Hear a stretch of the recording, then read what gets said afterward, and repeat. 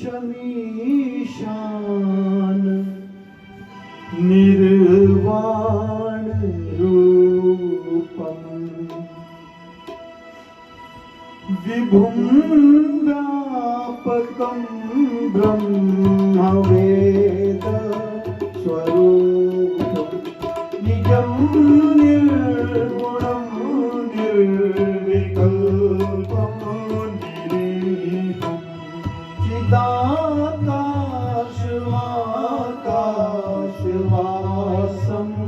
भजेऽहं निराकार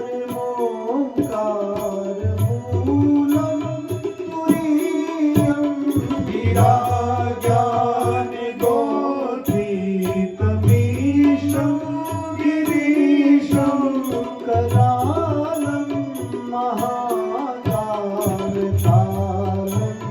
कृपालं गुणागार संसारपारं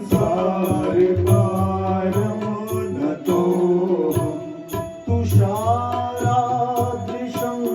काशगौरं गम्भीरं मनोभूतिकोटि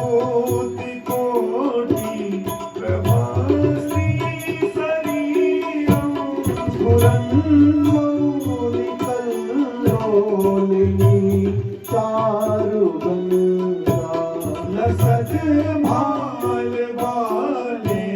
दुर्गन्धे भुजङ्गा चलत् कुण्डलं धूसुनेत्रं विशालं प्रसन्नाननं नीलकण्ठं दयालं निगाधीशचर्माम्बरं मुण्डमालं प्रियं शङ्करं सर्वनाथं भजामि प्रचण्डं प्रकृष्टं प्रगल्भं परेशम् अखण्डं अजं भानुकोटिप्रकाशं त्रयः शूलनिर्मूलनं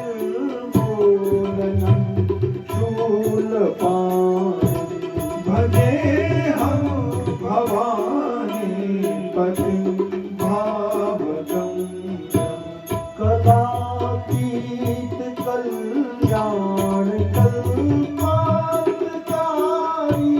सदा सज्जनानन्द दाता पुरारी दानन्द संदोह मोहापारी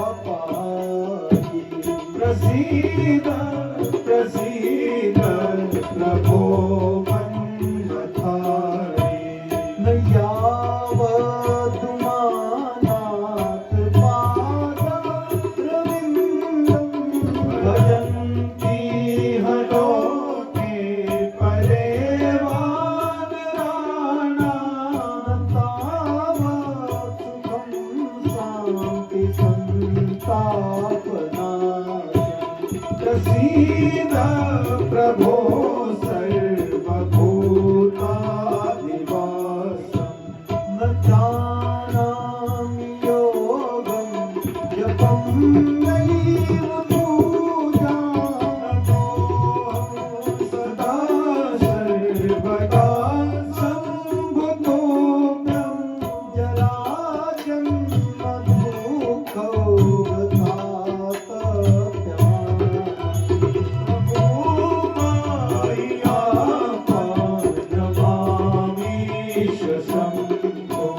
प्रभो मायापन नमामीश शम्भो प्रभो मायापन नमामीश शम्भो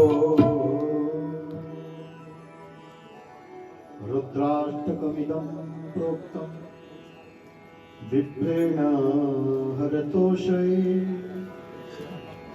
ये पठन्ति नरा भक्त्या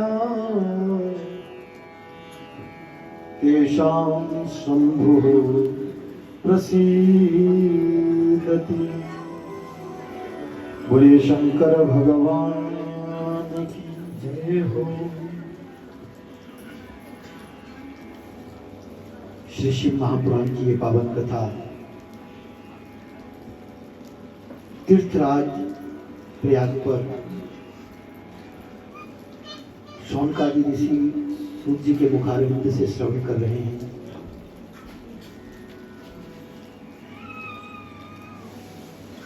और आपने गत दिवस की कथा में श्रवण किया कि भगवान शंकर का गृहस्थ किस प्रकार आगे बढ़ा, तारकासुर का संहार हुआ। परमपिता परमेश्वर जो अकारण करुणा वर्णालय है, निर्गुण पर ब्रह्म है, वो जगत के कल्याण के लिए ही अवतार भी ग्रहण करते हैं, शरीर को भी ग्रहण करते हैं। और उस स्वरूप को धारण करने के पश्चात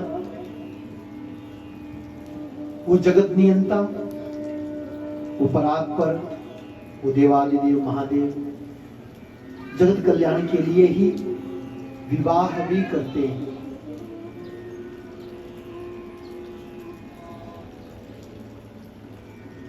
भगवान शंकर ने बहुत से अवतारों को भी ग्रहण किया। आपने गत दिवस कथा में श्रवण किया, जब कार्तिकेय जी घर छोड़ करके चले गए तो भगवान शंकर माता पार्वती के साथ क्रौंच पर्वत पर उनको मनाने के लिए पहुंच गए। और वहीं पर जगत कल्याण के लिए जब ऋषियों ने प्रार्थना की तो वहीं पर नित्य स्थापित हो गए। बोलिए मल्लिकार्जुन महादेव की, ज्योतिर्लिंग के रूप में स्थापित हो गए। शौनकादि ऋषियों ने सूत जी महाराज से पूछा, पृथिव्यानि यानि लिंगानि तीर्थे तीर्थे शुभानि अन्यत्र वा स्थले यानि प्रसिद्धानि स्थितानि वै। इस पृथ्वी पर बड़े भारी शिवलिंग स्थापित हैं। तीर्थों में शिवलिंग स्थापित हैं, अन्य स्थानों पर भी।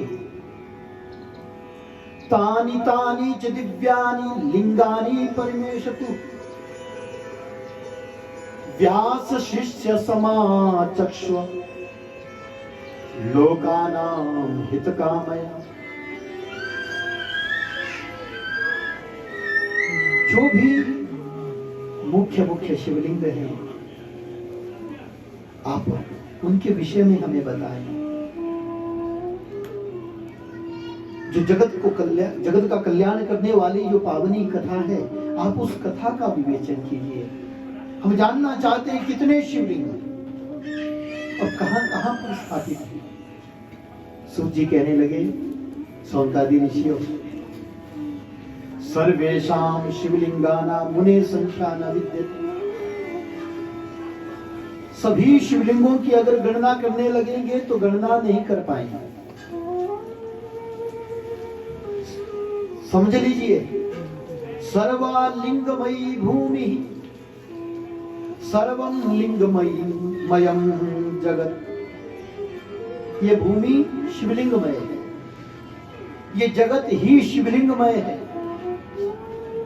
जितने भी पर्वत दिखाई देते हैं, इनको भी शिवलिंग के रूप में पूजा जाता है। हमारे पहाड़ों में तो मणिमहेश, दूर से श्रीखंड महादेव, बहुत से ऐसे दूर से दर्शन किया जाता है। पर्वत का, पर्वत को ही शिव रूप में पूजा जाता है। कुमार कार्तिकेय जब सेनापति बने तो उनके पास समस्याएं आने लगी। उन्होंने स्वयं जा करके बहुत स्थानों पर शिवलिंग स्थापित किए और बाद में सभी पर्वतों को आशीर्वाद दे दिया, जाओ तुम्हारी पूजा शिवलिंग के रूप में की जाएगी। अगर कभी पूजन करना हो, शिवलिंग ना मिले, शिव मंदिर ना मिले, तो पर्वत को ही शिवलिंग मान करके उसको प्रणाम करें।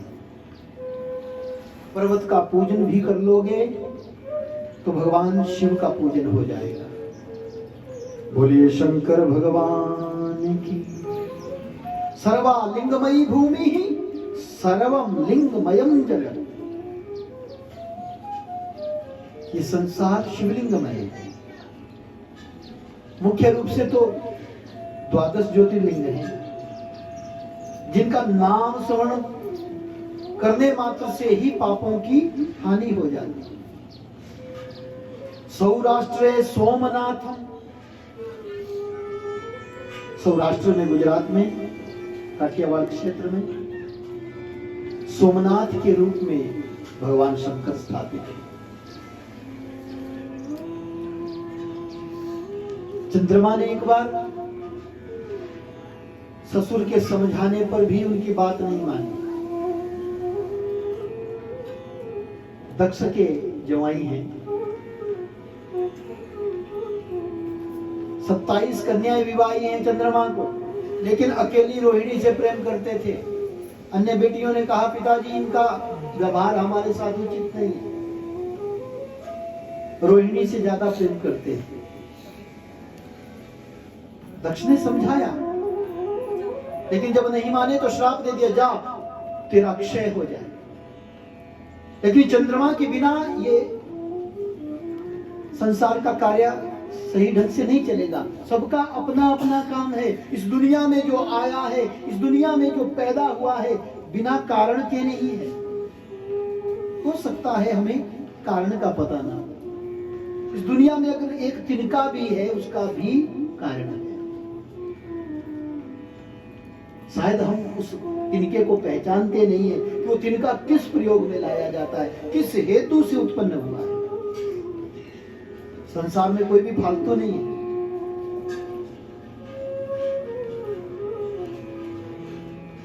न्याय दर्शन कहता है कि कारण से ही कार्य उत्पन्न होता है। अगर कारण नहीं है तो कार्य भी नहीं हो सकता। हर एक कार्य का अपना कारण होता है। सभी चिंतित हो गए, चंद्रमा को तो क्षय रोग हो गया, अब चंद्रमा का कार्य कौन करेगा। चंद्रमा रात्रि को जब उदय होता है तो अमृत की बारिश करता है, जिससे औषधियों में अमृतत्व आ जाता है। पेट में दर्द हो रहा, औषधि खाओ, आराम हो जाएगी। वो दिव्य गुण कहां से आया? चंद्रमा से। जब चंद्रमा नहीं रहा तो सभी देवता परेशान ब्रह्मा जी के पास गए। ब्रह्मा जी ने शिव भक्ति में लगाया। जब शिव भक्ति की तो भगवान शंकर ने दर्शन दिया। बोलिए शंकर भगवान की, सोमनाथ महादेव की। और सोमनाथ के रूप में वहीं पर स्थापित हो गए। 12 ज्योतिर्लिंगों की अगर संपूर्ण कथा हम आपको सुनाने लगेंगे तो आज हमारे पास समय मात्र 1 बजे तक का है, इसलिए सार से सुने। श्री शैल्य मल्लिकार्जुन, श्री शैल पर्वत पर मल्लिकार्जुन की कथा तो आपने कल सुन ली, किस प्रकार भगवान वहां तक पहुंचे। उज्जैन्यम महाकाल, दूषण दैत्य ने जब ब्राह्मणों को पीड़ित किया तो उज्जैन में भगवान शंकर ने महाकाल के रूप में रूप धारण करके, महाकाल के रूप में आज प्रकट हुए और सभी दैत्यों का नाश कर दिया। तो महाकाल हो गए। ओंकार में अमृत, ओंकारे अमलेश्वरम, ओंकारेश्वर अमलेश्वर के रूप में विंध्याचल पर्वत के तप के कारण से प्रकट हुए। नर नारायण को वरदान देने के लिए केदारनाथ के रूप में प्रकट हुए। डाकिन्याम भीम शंकरम, कर्कटी और कुंभकर्ण के पुत्र हुए भीम दैत्य, जिन्होंने शिव भक्तों को पीड़ित किया। उस भीम दैत्य का नाश करने के लिए बड़ी सुंदर कथा है। भीमेश्वर महादेव के रूप में, भीमशंकर के रूप में प्रकट हुए और उस दैत्य का नाश किया, भक्तों को अभय दान दिया। वाराणस्याम च विश्वेशम, वाराणसी में विश्वनाथ बनकर के प्रकट हुए। स्वयं एको अहम बहुश्याम, किसी की भक्ति से प्रकट नहीं हुए, स्वयं प्रकट हुए। इस विश्व के नाथ बनकर के, इस विश्व को प्रकट करने के लिए, पालन करने के लिए और संहार करने के लिए बाबा विश्वनाथ के रूप में काशी में प्रकट हुए। आपने कथा सुनी है, काशी को सबसे पहले बनाया। काशी इस ब्रह्मांड की आदि नगरी है। बोले शंकर भगवान। त्र्यंबकम गौतमी तटे, गौतम और अहिल्या के तप से गंगा जी के पावन तट पर, गौतमी के पावन तट पर त्र्यंबक के रूप में प्रकट हुए। वैद्यनाथम चिताभूमो, रावण भगवान को कैलाश पर्वत से लाए, चलना पड़ेगा, भक्ति से प्रसन्न किया, लेकिन देवता नहीं चाहते थे। अगर भगवान शंकर लंका पहुंच गए तो ये अजेय हो जाएगा, कभी समाप्त नहीं हो पाएगा। काल भी उसका क्या करे, जो भक्त हो महाकाल।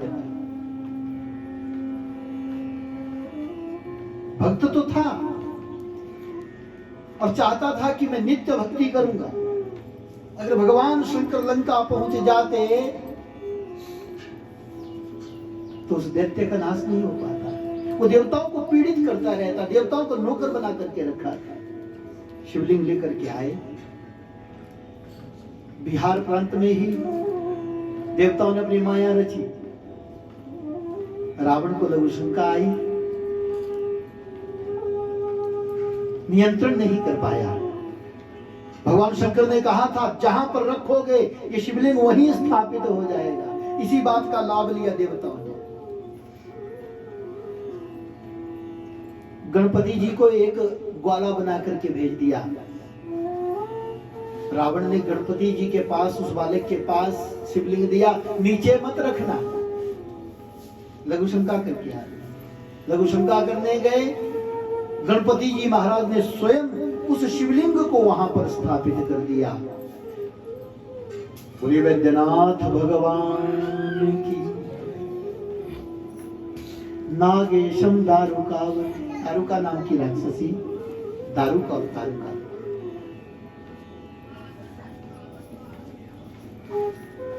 जब उन्होंने शिव भक्तों को कष्ट देना प्रारंभ किया, इस संसार के लोगों को कष्ट देना प्रारंभ किया, तो भगवान शंकर नागेश बनकर के आए और राक्षसों का सहारा किया।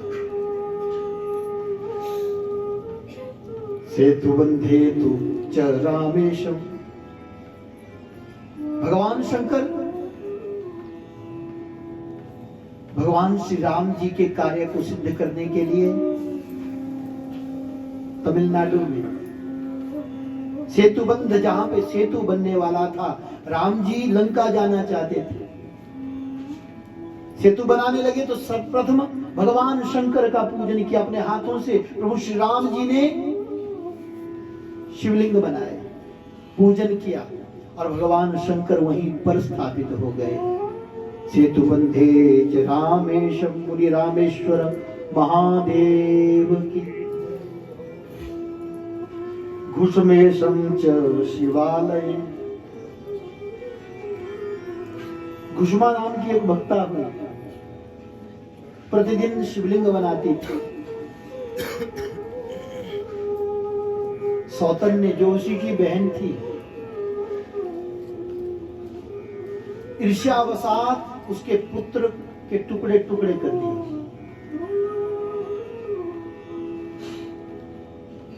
अब मेरी बहन इस घुष्मा को ही ज्यादा सम्मान मिल रहा है, पति का प्रेम मिल रहा है, मैं ही इसको विवाह करके लाई थी संतति प्राप्ति के लिए। ऐसी ईर्ष्या जागी कि उसके पुत्र को काट दिया। और घुसमा का नियम था कि प्रातः काल उठ करके स्नान करके सर्वप्रथम मिट्टी से शिवलिंग बनाती, किसी से बात नहीं करती, मौन रह करके अपना काम करती, नियम था। शिवलिंग का पूजन करती, फिर शिवलिंग को ले जाकर के एक सरोवर में विसर्जन करती, उसके पश्चात अन्न जल ग्रहण करती और बात करती। संसार के सब काम बाद में, पहले भगवान शंकर की पूजा। रात को ही पुत्र को काट दिया, सुबह सुबह अभी उठ करके पूजन कर ही रही थी, उतने में कानों में आवाज आई, बेटे को काट दिया है। बेटा समाप्त हो गया। उसकी सौतन ने उसी बेटे को उठा करके वहां से उसके टुकड़ों को उठा करके सरोवर में डाल दिया था। उसी सरोवर में डाल दिया था जहां पर वो शिवलिंगों का विसर्जन करती थी। बोले शंकर भगवान की। धर्मो रक्षति रक्षितः, जो अपने धर्म की रक्षा करता है, नियम नहीं तोड़ा। संसार बाद में है, पहले मैं शंकर जी की पूजा करूंगी। दत्तचित्त होकर के सुनती रही, लेकिन ध्यान भगवान शंकर के चरणों में। पूजन किया, पूजन के पश्चात विसर्जन के लिए गई। जैसे विसर्जन किया वैसे ही उसी सरोवर से वो बालक पुनर्जीवित होकर के प्रकट हो गया। और भगवान शंकर जी उसी घुसमा को आशीर्वाद देने के लिए वहां पर प्रकट हो गए। बोले घुष्मेश्वर महादेव की। ये मुख्य रूप से 12 ज्योतिर्लिंग, द्वादशैतानि नामानि प्रातरुत्थाय यः पठेत्। जो इन 12 ज्योतिर्लिंगों का नाम भी प्रातः उठ करके लेता है, स्मरण करता है, सर्व पाप विनिर्मुक्तः, वो सभी पापों से मुक्त हो जाता है। सर्व सिद्धि फलम लभे, उसके सब कार्य सिद्ध हो जाते हैं। वो जीवन में भुक्ति और अंत में मुक्ति को प्राप्त होता है। सूजी महाराज कहते हैं, सोनकादि ऋषियों, जीवन में समय मिले तो कभी इन ज्योतिर्लिंगों का भी दर्शन करना चाहिए। ग्राह्यमेषां च नैवेद्यं भोजनीयं प्रयत्नतः, और वहां पर जाकर के इनका पूजन करके उनका नैवेद्य भी ग्रहण करना चाहिए। जिस प्रकार करता है तत्कर्तुः सर्व पापानि भस्मसात् यान्ति वैक्षणा, जिस प्रकार करता है उसके सभी पाप भस्मसात हो जाते हैं। कितना बड़े से बड़ा पाप हो जाए, शिव महापुराण में लिखा है कि अगर ज्यादा कुछ नहीं होता, ये जीवन कष्टमय लगता है। कुछ नहीं मिला, ना गुरु मिले, संसार में भी सिद्धि नहीं मिली, और अंत में जो मोक्ष हमें प्राप्त करना है उसका भी कोई मार्ग नहीं मिला, तो एक काम कर लेना। एकं च पूजितं येन शरणमासं तन्निरन्तरं, जो एक ज्योतिर्लिंग पर जाकर के भी 6 महीने वास करता है और पूजन करता है, तस्य दुःखम न जायेत, उसको कभी भी किसी भी प्रकार का कष्ट नहीं रहता। सभी पापों से मुक्त होकर के वो जन्मों के बंधन से छूट जाता है। मातृ कुक्षी समुद्भवम, जो माँ के गर्भ में आना पड़ता है, हमें बार बार कष्ट सहना पड़ता है, संसार में जन्म लेना पड़ता है, उन सब बंधनों से मुक्त होकर के वो जीव मुक्ति को प्राप्त हो जाता है। बोलिए शंकर भगवान की।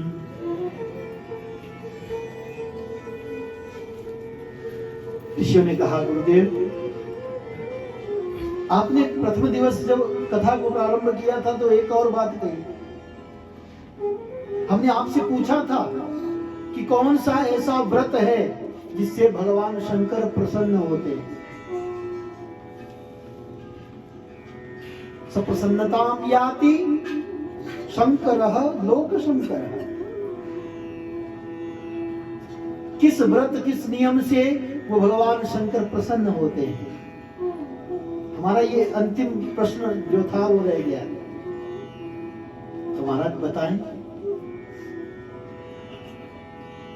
शिव महापुराण में वर्णन आया, सूजी महाराज कहते सौनकादि ऋषियों, भूरि व्रतानि मे सन्ति भुक्ति मुक्ति प्रदानि च मुख्यानि तत्र जेयानि दश संख्यानि तानि वै। एक बार यही प्रश्न कि केन व्रतेन संतुष्टो शिवो यच्छति यत् सुखम, कौन सा ऐसा व्रत है जिससे भगवान शंकर प्रसन्न होते हैं? यही प्रश्न एक बार विष्णु ब्रह्मा आदि देवताओं ने भगवान शंकर से ही पूछा था।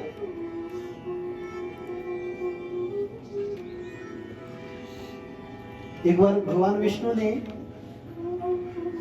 भगवान शंकर की तपस्या की और बाद में अर्चन करने लगे शिव सहस्त्र नाम से। सोचा कि मैं कमलों से सहस्रार्चन करूंगा।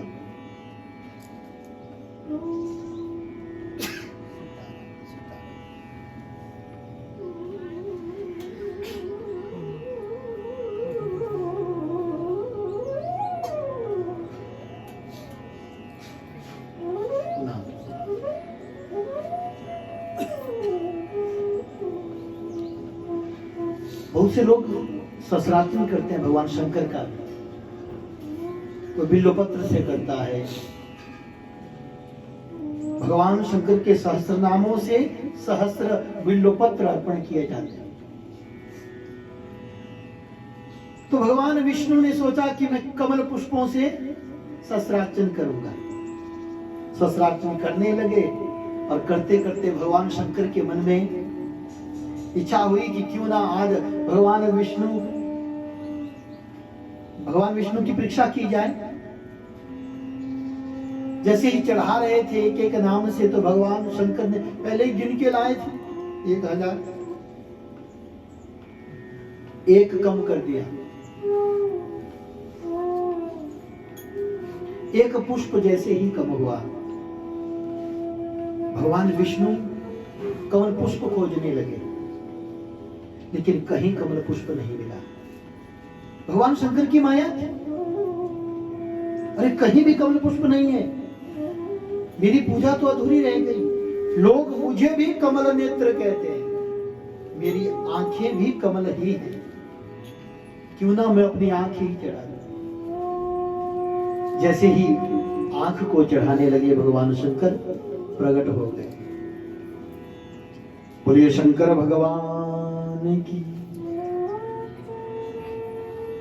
किं तन्नाम सहस्रम वै कथयत् त्वं हि शंकर, येन तुष्टो ददौ चक्रम हरये स महेश्वर। भगवान शंकर ने ही, जो नारायण भगवान के पास सुदर्शन चक्र है, वो भगवान शंकर ने ही उनको अर्पित किया। फिर भगवान विष्णु ने ब्रह्मादि देवताओं के साथ मिलकर के भगवान शंकर से प्रार्थना की कि महाराज आप ऐसे किसी की परीक्षा मत दिया करें,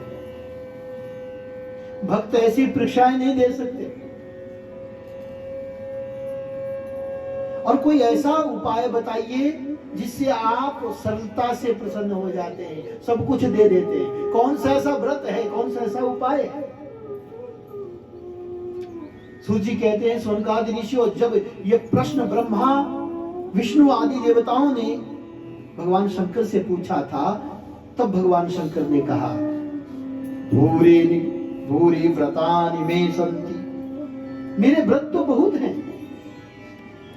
भुक्ति मुक्ति प्रदानि च, भुक्ति मुक्ति को देने वाले हैं।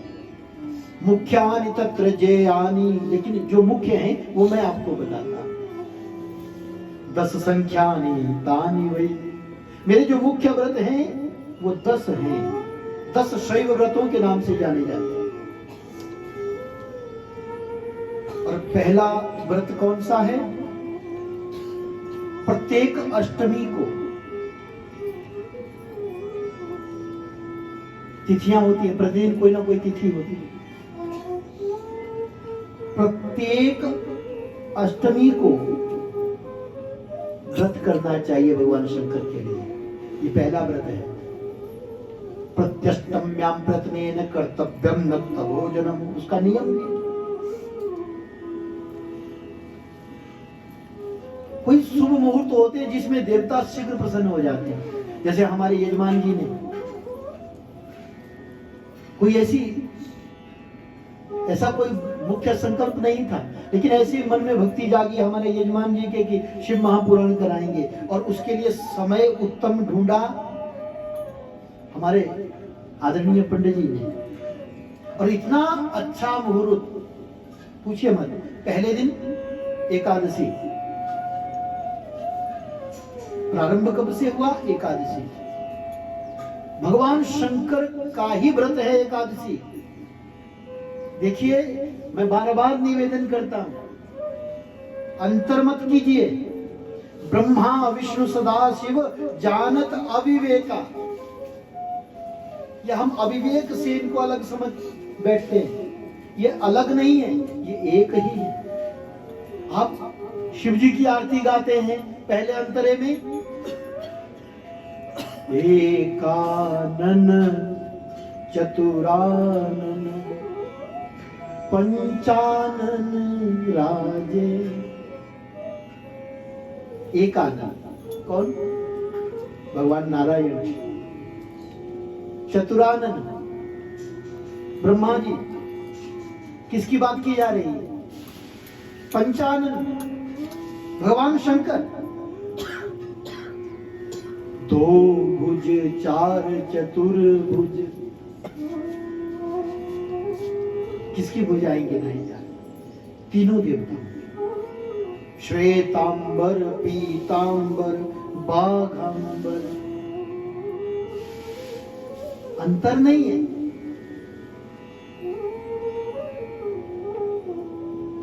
बोले शंकर भगवान की। प्रत्येक अष्टमी को, पहला व्रत बताया, प्रत्येक अष्टमी को व्रत करना चाहिए भगवान शंकर का। इससे भी भगवान शंकर प्रसन्न होते हैं, भुक्ति और मुक्ति को देते हैं। दूसरा व्रत कृष्णाष्टमी। कालाष्टम्याम विशेषेण हरे त्याज्यम हि भोजनम। कृष्ण जन्माष्टमी, कालाष्टमी, ये व्रत भी भगवान शंकर का है। और तीसरा व्रत है शुक्ल पक्ष की एकादशी। चौथा व्रत है कृष्ण पक्ष की एकादशी। दोनों एकादशियां। पांचवा व्रत है शुक्ल पक्ष त्रयोदशी। त्रयोदश्याम सीतायाम तु कर्तव्यम निधि भोजन। व्रत करके पूजन करें भगवान शंकर का। और छठा व्रत है कृष्ण पक्ष त्रयोदशी, कृष्ण पक्ष की त्रयोदशी। सातवां व्रत है प्रत्येक सोमवार, प्रत्येक सोमवार का व्रत करें। और आठवां व्रत है सोमवार के दिन अष्टमी आए उस व्रत को करें। और नौवां व्रत है कृष्ण पक्ष चतुर्दशी। हर महीने में शिवरात्रि होती है। माघ कृष्ण पक्ष में तो आती है। माघ कृष्ण पक्ष चतुर्दशी तिथि शिवरात्रि कहलाती है, महाशिवरात्रि। लेकिन प्रत्येक जो कृष्ण पक्ष की चतुर्दशी है उसको भी मास शिवरात्रि कहते हैं। एक महाशिवरात्रि होती है, एक मास महीने वाली शिवरात्रि होती है। शिव भक्त इस व्रत को भी करते हैं। और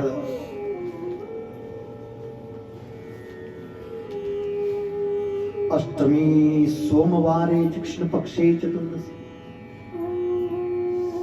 शिव तुष्टिकरम चैनात्र कार्य विचार। यहाँ पर विचार नहीं करना चाहिए। ये सब व्रत कल्याण करने वाले हैं। और 10वां व्रत है महाशिवरात्रि का, माघस्य हसिते पक्षे विशिष्टा साति कीर्तिता,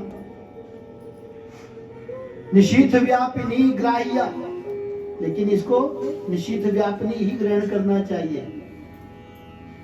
कई बार तो पंचांग वाले भी उलझ जाते हैं, ऐसा नहीं, वहां पर बहुत अच्छे विद्वान लोग बैठे रहते हैं, वो गलत निर्णय नहीं देते, शास्त्र सम्मत निर्णय ही देते। लेकिन कई बार पंचांग वालों की भी गड़बड़ हो जाती है, और हम जैसों का तो क्या हाल होगा। पंचांग बनाने के लिए तो पहले सिद्धांत ज्योतिष पढ़ना पड़ता है, और आसान नहीं है। वेदशालाएं बनानी पड़ती, आसान नहीं है। शंकु का ज्ञान चाहिए, खगोल भूगोल का ज्ञान चाहिए, अक्षांश रेखांश का पता होना चाहिए, तब जाकर के होता है।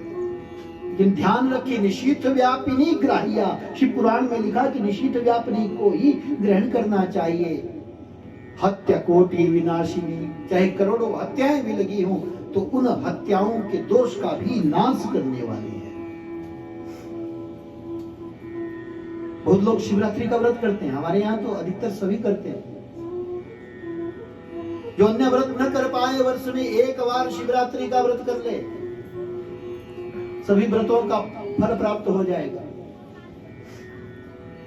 लेकिन नियम क्या है, जब व्रत करना है, अगर कल व्रत है, अभी आ रहा है, शिवरात्रि आ गई है, नजदीक है, 18 तारीख को पड़ रही है शिवरात्रि, इस बारी 18 तारीख को आ रही है। अगर 18 को है तो 17 को क्या करना है? पहले तो प्रातः काल उठ करके संध्या वंदन करें, उसके पश्चात या तो पंडित को बुलाएं या स्वयं संकल्प करें। संकल्प एवं मुख्य स्यात्, शुभाशुभ कर्मसु, शुभ और अशुभ कर्मों में संकल्प ही मुख्य होता है। आप चिट्ठी में या किसी लिफाफे में कितना कुछ डाल दो, पैसे डाल दो, जो मर्जी डाल दो, लिख के कुछ रख दो, लेकिन एड्रेस मत डालो, तो वो चिट्ठी कहीं जाएगी? कहीं नहीं जाएगी, उसका फल नहीं प्राप्त हो पाएगा। कर्म का फल संकल्प से प्राप्त होता है। इसलिए हमारे पंडित जी बार बार लीजिए संकल्प, जल को हाथ में लेकर के, कुशा हाथ में लेकर के संकल्प कराते हैं, ताकि हमारे यजमान को उस किए गए कार्य का संपूर्ण फल प्राप्त हो जाए। इसलिए पहले संकल्प करें, या तो संकल्प करवा लें या स्वयं करें, फिर शिव पूजन करें, और अगले सुबह ब्रह्म मुहूर्त में उठे, फिर शिवरात्रि वाला जो दिन प्रारंभ होगा उसमें निराहार रहे। निराहार का मतलब होता है कुछ न खाएं। बोले महाराज ऐसे कैसे हो सकता है, अब तो शुगर भी बढ़ गई है, खाएंगे नहीं तो फिर जाएंगे। जाना तो है, लेकिन ऐसे भी नहीं जाना चाहिए। उनके लिए नियम है, रोगी के लिए नियम है, असमर्थ के लिए और नियम है, उपाय है, वो अन्य उपाय को करें। फलाहार है, अगर भूखे प्यासे नहीं रह सकते तो जल पी सकते हैं। बोले जल से भी काम न बने तो फिर दूध पी लो, दूध से भी पेट खराब हो तो फिर बोले फिर फलाहार कर लो, लेकिन अन्न न खाएं। निराहार रह करके भक्ति भाव से भगवान शंकर का पूजन करें और नमः शिवाय का जाप करें। अपने आप को भगवान शंकर के ही निमित्त लगाए, अन्य कामों को उस दिन न करें। सभी कामों को विराम दे करके भगवान शंकर का पूजन करें। और रात्रि को 24 घंटे में 60 घड़ी में 8 प्रहर होते हैं। 60 घड़ियों में 8 प्रहर हैं। तो 4 प्रहर दिन के और 4 प्रहर रात्रि के। जब रात्रि आए, शिवरात्रि मुख्य है, तो जब रात्रि आए उसके 4 भाग करने। जो रात्रि का मान है उसके 4 भाग करके 4 प्रहर बनेंगे। उन प्रहरों में पूजन करें भगवान शंकर का और जागरण करें, सोए ना। नियम है। हम नियम इसलिए बता रहे हैं ताकि आपको संपूर्ण फल की प्राप्ति हो, नियम का पता चले। और भगवान शंकर के पूजन में विशेष क्या लगता है? काले तिल, यव, बिना टूटे हुए चावल। हमारी माताएं, हम देखते थे दादी अम्मा माताएं जब व्रत करते, अब तो मौका नहीं मिलता घर में रहने का, बहुत साल हो गए। शिवरात्रि होती है तो हम कहीं ना कहीं बाहर यजमानों को कथा सुना रहे होते। हम देखते थे कि हमारी माताएं पहले ही लग जाती थी चावल छांटने, बिना टूटे हुए चावल इकट्ठे करती, यव इकट्ठे करती, काले तिलों से पूजन करती थी। तो काले तिल पहले साफ करके रख लिए जाते थे। मंदार की माला, बिल्वपत्र, भस्म। और भगवान शंकर को सबसे प्रिय है जलधारा। मंदिरों में जो जलधारा ऊपर से रखी जाती है वो उठ चुकी है, दीपावली के साथ ही उठ जाती है। और कब रखी जाती है? शिवरात्रि से प्रारंभ कर दी जाती है।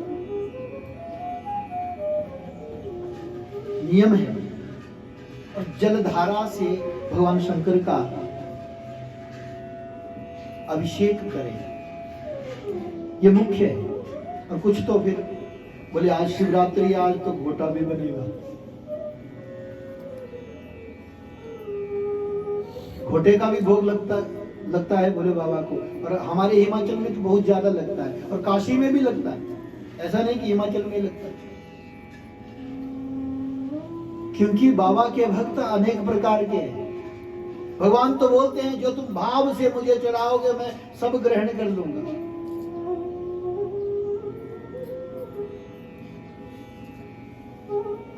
और नियम बताया। सूत जी कहते हैं सोनकादि ऋषियों, जब प्रथम प्रहर का पूजन करें तो आते यामे च नैवेद्यम पक्वन्नम कार्येद बुध। पहले प्रहर में पक्वान्न बना करके भोग लगाए, पका हुआ तला हुआ। और अर्घ्यम च श्रीफलम दत्वा, और जो विशेष अर्घ बाद में दिया जाता है पूजन के बाद, तो उसमें श्रीफल से अर्घ्य दे। और तांबुलम च निवेदये, तांबुल भी चढ़ाए। द्वितीय प्रहर में विशेष क्या है? देखो, जब हर प्रहर में करना है। जब जैसे पूजन समाप्त हुआ उसके बाद नमः शिवाय, ओम नमः शिवाय, हर हर भोले नमः शिवाय, नमः शिवाय, ओम नमः शिवाय, हर हर भोले नमः शिवाय, नमः शिवाय, नमः शिवाय, हर हर भोले नमः शिवाय, नमः शिवाय, ओम नमः शिवाय, हर हर भोले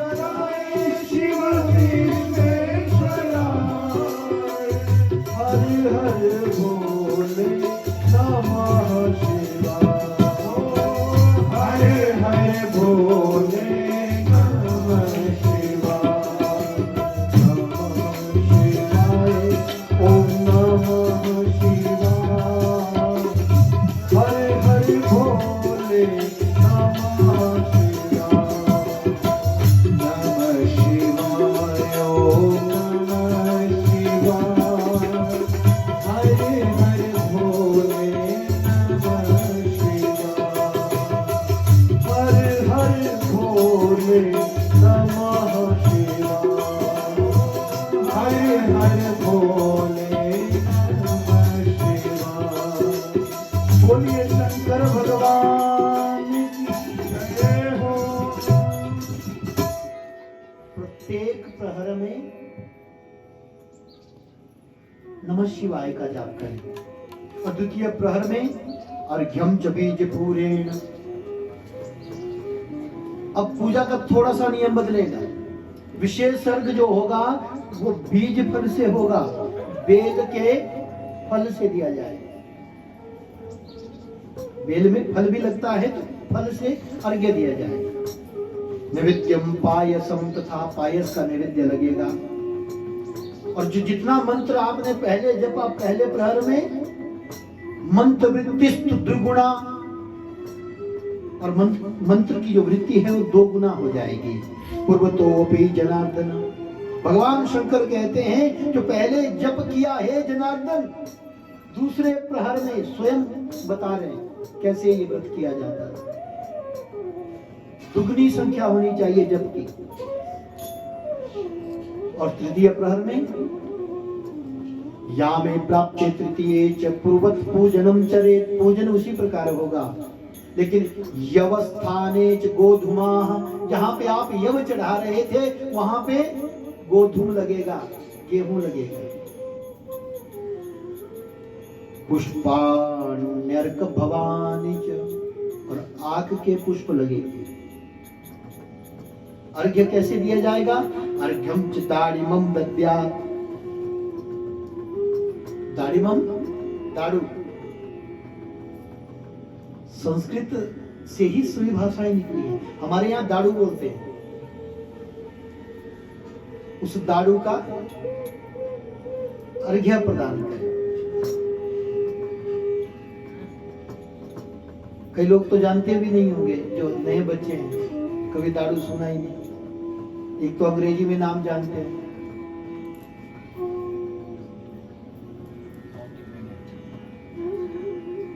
पंडित जी बोल रहे हैं, देखो अंग्रेजी जानते हैं। क्या बोलते हैं पंडित जी? पोमी ग्रेनेड, क्या नाम है? ऐसा लगता है किसी बॉम्ब का नाम है।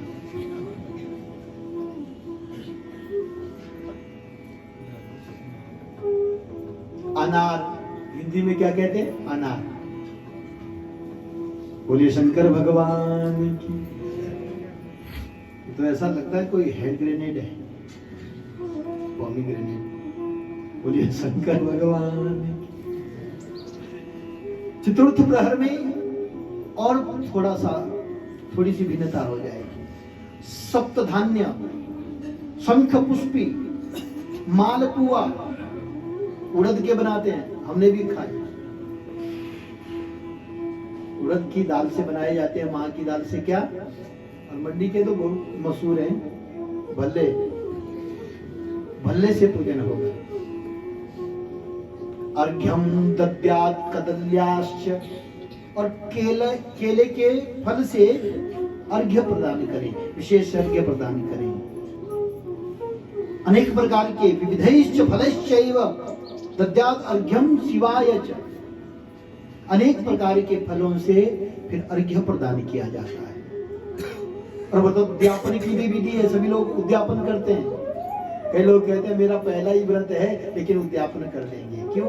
व्रत नहीं होता, मजाक का काम है क्या?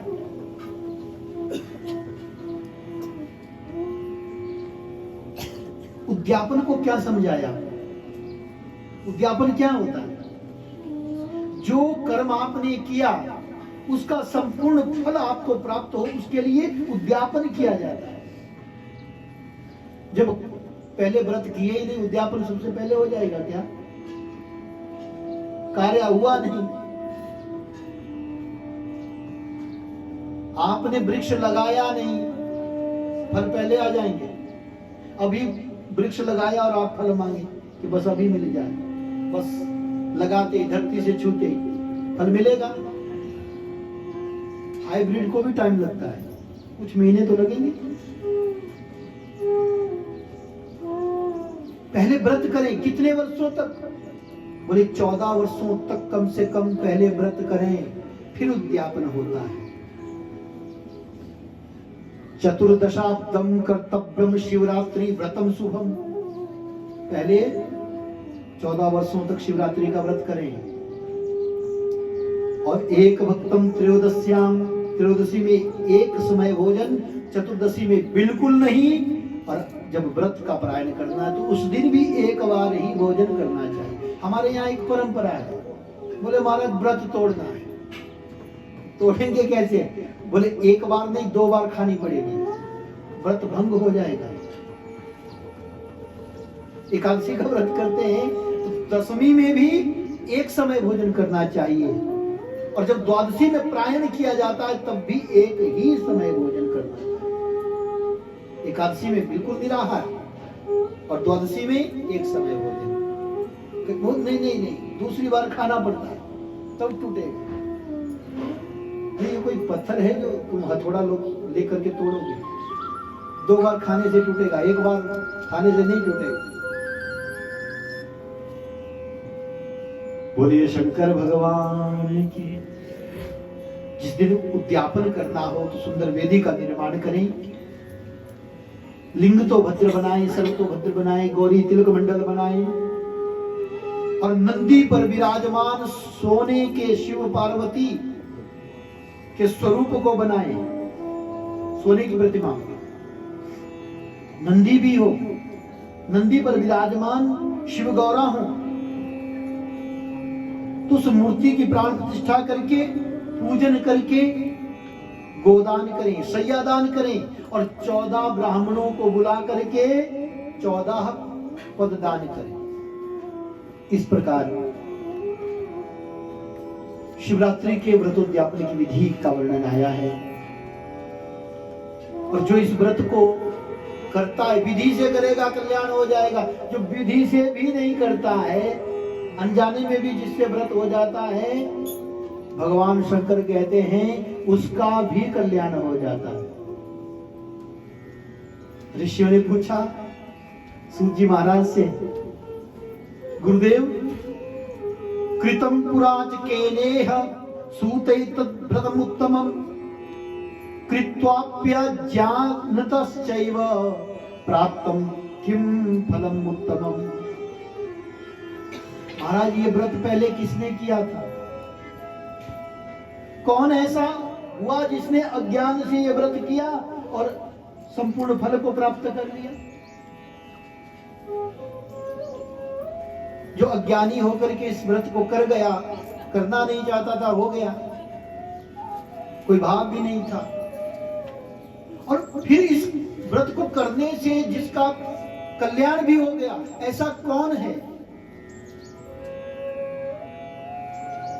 सूत जी कहने लगे, सोनकादि ऋषियों, बड़े ध्यान से सुनना। मैं आपको एक प्राचीन इतिहास सुनाता।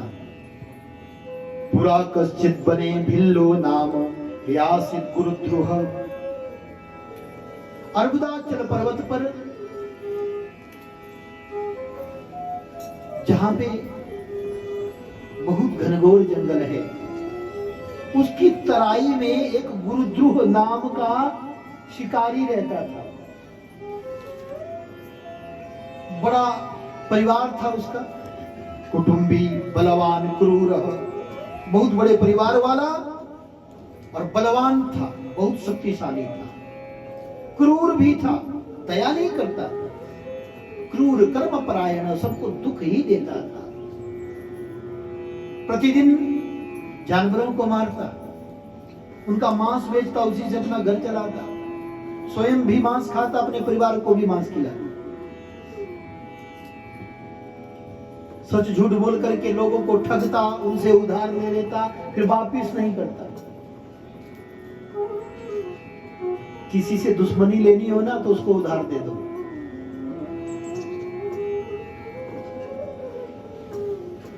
थोड़े दिनों बाद दुश्मनी हो जाएगी, आप मांग भी नहीं पाएंगे, मांगेंगे तो वो रुष्ट हो जाएगा। ये मांगता है, हम कोई भाग के जा रहे हैं। और यहां पर तो ये गुरुद्रोह नाम का जो शिकारी था, ये तो पहले से ही भ्रष्ट था, अधर्म पर चलने वाला, क्रूर, कर्मपरायण, सबसे झगड़ा मोल लेता है। बहुत से लोगों का धन इसने लूटा हुआ था, इसके ऊपर बहुत से मुकदमे भी चल रहे थे। समय आया शिवरात्रि का, ये प्रातः काल उठा, घर में कुछ नहीं था, पहले दिन शिकार भी नहीं मिला, कोई ठगने को भी नहीं मिला था। बड़ी मुश्किल से बहुत थोड़ा खाने को मिला। जो इस प्रकार ऐसे काम करता है ना, चोर कभी करोड़पति नहीं बनता, करोड़ों चुरा भी लेगा तब भी चोर ही रहेगा। उसके पास लक्ष्मी ज्यादा समय तक टिकती नहीं। पापी था, लूटता भी बहुतों को था, लेकिन खाने के भी लाले।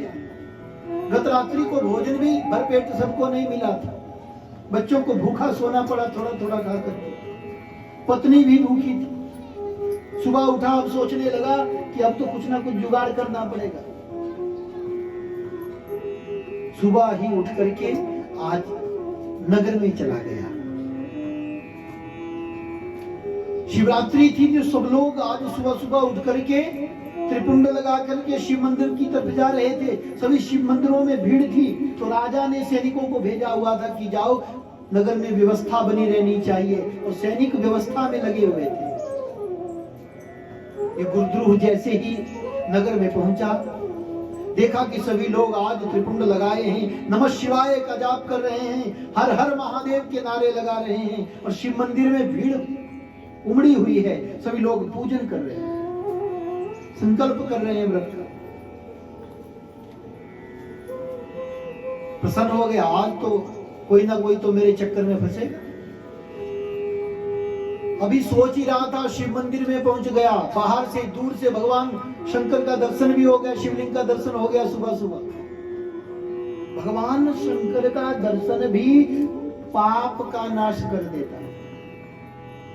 देखिए, बड़े ध्यान से सुनना, इस बात को समझना। ज्ञान करना कठिन है, योग करना कठिन है, तप करना कठिन है, यज्ञ करना कठिन है, लेकिन भक्ति, भगवान शंकर कहते हैं कि मेरी भक्ति तुम जाने अनजाने में भी कर लोगे तब भी मैं कल्याण करूंगा।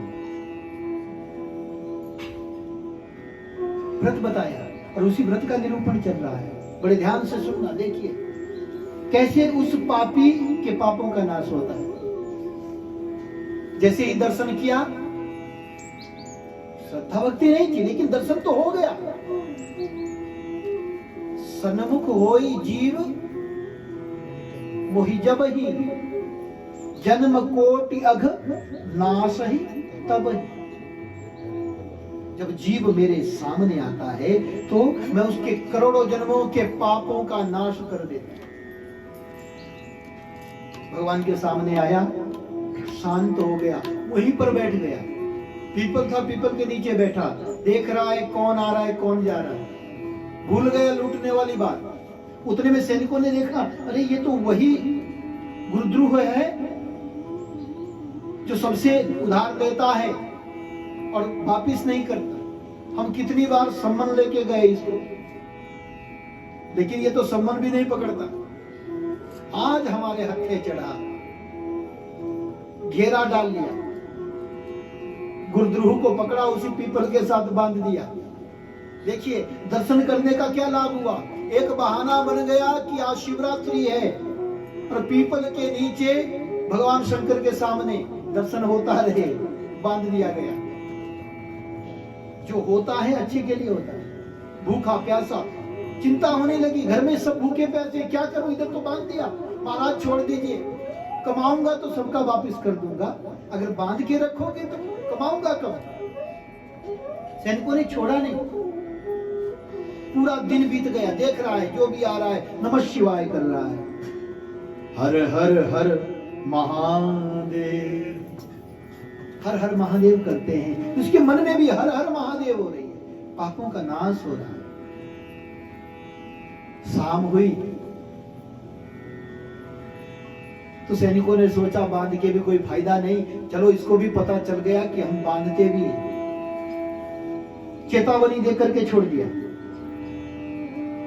अरे गुरुद्रुव, जो तूने उधार लिया है, जितने भी केस तुम्हारे ऊपर चलते हैं उनको चुकता करो। आज छोड़ रहे हैं, अब राज दरबार में तुम्हें स्वयं आना पड़ेगा। सैनिकों ने छोड़ दिया। गुरुद्रुव ने किसी को लूटा नहीं, अपना धनुष बाण उठाया, सोचने लगा घर में मेरी पत्नी भूखी प्यासी है, मेरे माता पिता भूखे प्यासे हैं, मेरे बच्चे भूखे प्यासे हैं। कल भी बहुत थोड़ा मिला था खाने को, आज तो वो सारा दिन भूखे रहे मेरे कारण से। वो मेरा इंतजार करते होंगे कब मैं आऊंगा और उनके लिए कुछ खाने को दूंगा। चिंतित होकर के सोचने लगा घर नहीं जाऊंगा। मदीयम वैक्लत्रम च तस्या किंचित भविष्यति। अरे उसका न जाने क्या हो गया होगा, मैं कुछ लेकर के ही जाऊंगा। किंचित कृत्वा ही मया गंतव्यम नान्यथा भवे। कुछ लेकर के ही जाऊंगा, ऐसे नहीं जाऊंगा। चला गया,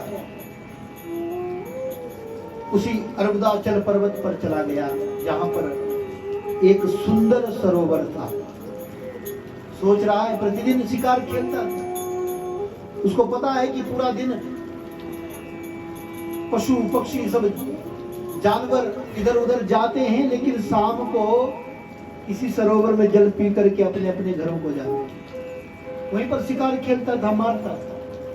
सोचने लगा मैं आज इसी सरोवर पर बैठा रहूंगा, कोई भी जानवर आएगा, कुछ भी आएगा, मैं उसको मार दूंगा। अरबदाचल पर्वत पर पहुंचा और वहां पर जाकर के एक बिल्लो वृक्ष है, और बिल्लो वृक्ष के मूल में प्राचीन शिवलिंग स्थापित था। उस पर पत्ते पड़े हुए थे, इसने देखा नहीं। लोटे में जल लिया सरोवर से, पता नहीं कितना समय लगेगा, मैंने कुछ खाया भी नहीं है, चलो पानी तो पी लूंगा। बिल्लो वृक्ष पर चढ़ गया, अपना आसन वहीं पे जमाया। धनुष बाण हाथ में है, सोचने लगा कोई ना कोई तो आएगा। प्रथम प्रहर प्रारंभ हुआ, सूर्य अस्त हुआ तो प्रथम प्रहर प्रारंभ हो गया। और उतने में क्या देखा, तदरात्रौ प्रथमे यामे, उस शिवरात्रि की प्रथम याम में, प्रथम प्रहर में, मृगी त्वेका समागता त्रिशार्ता चकिता साच प्रोत्कालम कुर्वती तदा। वहां पर एक मृगी आई जो प्यासी थी, आंखें बड़ी चंचल, कभी इधर देखती है कभी उधर देखती है, डरती हुई वहां पर जल पीने के लिए आई। जैसे उस मृगी को देखा प्रसन्न हो गया, खूब मोटी ताजी है, अरे अगर इसको मारूंगा तो मेरे परिवार का पेट भर जाएगा। शीघ्रता से अपना धनुष सीधा किया, बाण लिया, जैसे हिला तो उसके लोटे से जल शिवलिंग के ऊपर गिर गया। ऊपर से जैसे जल गिरा तो शिवलिंग के ऊपर। आगे पत्ते आ रहे थे तो आज उस वृक्ष से, बिल्लो वृक्ष से पत्तों को तोड़ा, नीचे फेंक दिया। प्रथम प्रहर की पूजा हो गई, व्याध की। भगवान शंकर पर जल भी चढ़ गया और बिल्लो पत्र भी चढ़ गया। भगवान शंकर की पूजा हो गई तो उस पूजा के प्रभाव से इसका मन और निर्मल हो गया। जीवन में तो पशुओं को ही मारा था, वो तो स्वभाव में था, लेकिन जैसे ही धनुष बाण खींच रहा है, पापी पाप करने से पहले सोचता नहीं, लेकिन अब सोचने लगा, क्या करना, मारना ही पड़ेगा, मेरा परिवार भूखा है। अभी सोच ही रहा था कि उतने में उस मृगी की नजर उस व्याध पर पड़ गई, शिकारी पर पड़ गई।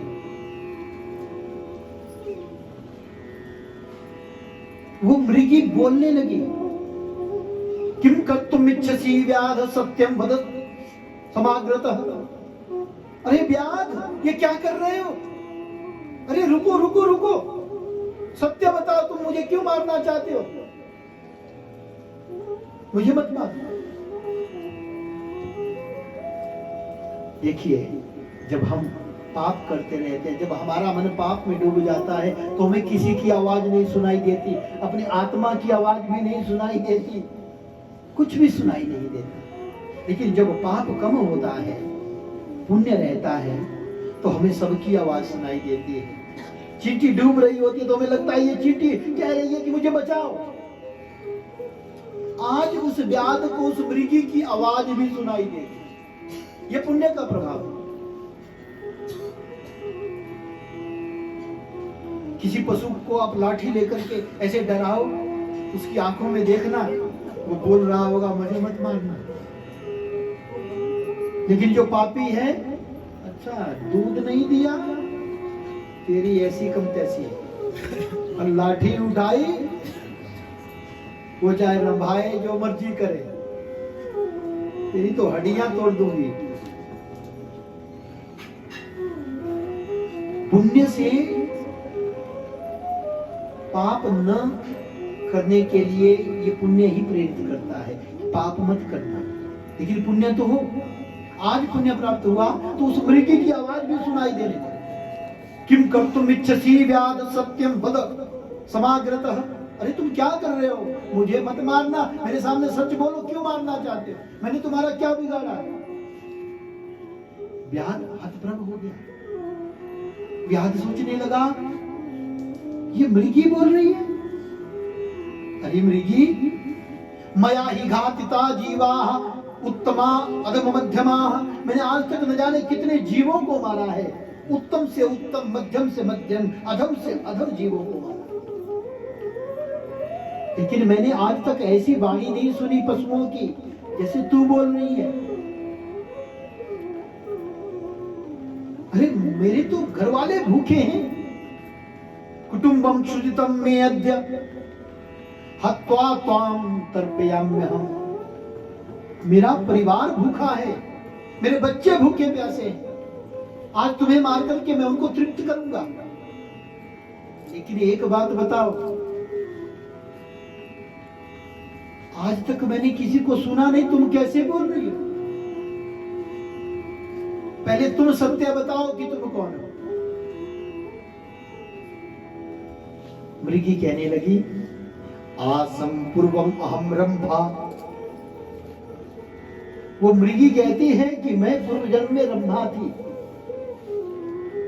स्वर्गे शक्रस्य चाप्सरा, स्वर्ग में रहती थी, इंद्र की राजसभा की मैं अप्सरा।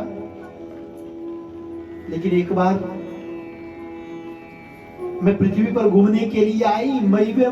मय्येवं च वृतो भरता हिरण्याक्षो महासुर। लेकिन जैसे मैं पृथ्वी पर आई, मुझे हिरण्याक्ष दिखा और वही सुंदर लग गया, बलवान था। मैंने उसी को अपना पति बनाया। मैं प्रत्येक शिवरात्रि को, मास शिवरात्रि को भगवान शंकर की पूजा के लिए भगवान शंकर के कैलाश पर जाती थी। वहां मेला लगता, सभी देवता आते थे, मैं भी जाती थी। अपने अपने भाव से सभी पूजा करते थे, भजन कीर्तन नृत्य होता था। मैं बहुत दिनों से नहीं गई, क्योंकि हिरण्याक्ष को ही मैंने पति बना लिया, उसी के साथ रहने लगी।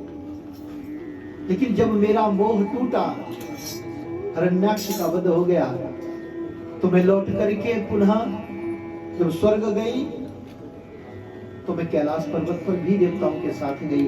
भगवान शंकर ने बहुत दिनों के बाद आया हुआ मुझे देख करके मुझसे पूछा, क्वगता तुंगरारोहे केनवा संगता सुभे किंवा सौभाग्य गर्वेण नायाता मम मंदिरम। देवी, इतने दिनों के बाद तुम दिख रही हो, कहां थी? क्या तुम्हें अपने रूप लावण्य का गर्व हो गया है? क्या तुमने यहां पर आना उचित नहीं समझा? भगवान शंकर के पास जब मैं गई तो मैंने सत्य कह दिया, प्रभु मैं भटक गई थी, पृथ्वी लोक पर गई, वहां पर हिरण्याक्ष मिले, हिरण्याक्ष से विवाह कर लिया। मैं इतने समय तक हिरण्याक्ष के साथ ही थी। अब आई भगवान शंकर ने क्रोधित होकर के मुझे श्राप दे दिया। मृगी व्याध से कह रही है,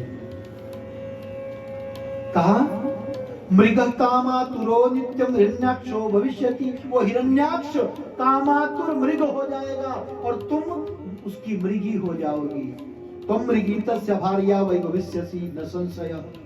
जाओ, इसमें कोई संशय नहीं है। अब तुम मृगी बन जाओगी और तुम्हारा वो राक्षसपति हिरण्याक्ष मृग हो जाएगा, वो कामातुर रहेगा।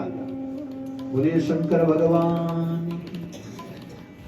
वो मृगी कहती है, हे व्याध, भगवान शंकर ने जब मुझे श्राप दिया क्रोधित होकर के, तो मैंने उनका पूजन किया, उनका अर्चन किया, उनको मनाया, प्रार्थना की कि प्रभु आपने क्रोधित होकर के मुझे श्राप तो दिया, लेकिन मेरा कल्याण कैसे होगा?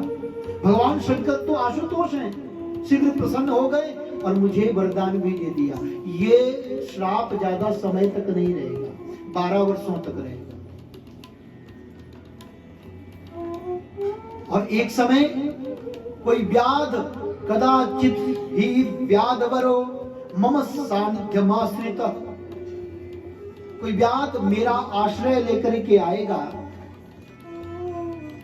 और जब वो व्याध तुम्हारे ऊपर बाणाग्रेतस्य संप्राप्ता, बाण को तानेगा, जब तुम उसके बाण के सामने आओगी तो पूर्व जन्म समरिष्यसि, तो तुम्हें पूर्व जन्म का स्मरण हो जाएगा,